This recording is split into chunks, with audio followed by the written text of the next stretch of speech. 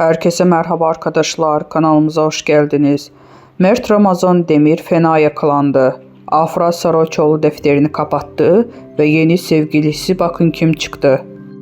Son olarak Yalı Çapkın'ın dizisinde rol alan ünlü oyuncu Mert Ramazan Demir tatil için Bodrum'u tercih etti. Yeni sevgilisiyle dudak dudağa görüntülenen 28 yaşındaki başarılı oyuncu gündemden düşmüyor. Mert Ramazan Demir sevgilisine dair bir detay dikkat çekti. Pek çok sosyal medya kullanıcısı Mert Ramazan Demir'in yeni sevgilisini bir dönem aşk yaşadığı ünlü oyuncu Afra Saraçoğlu'na benzetirken dikkat çeken bir detay da gün yüzüne çıktı. Mert Ramazan Demir'in yeni aşkının yabancı bir model olduğu ortaya çıktı.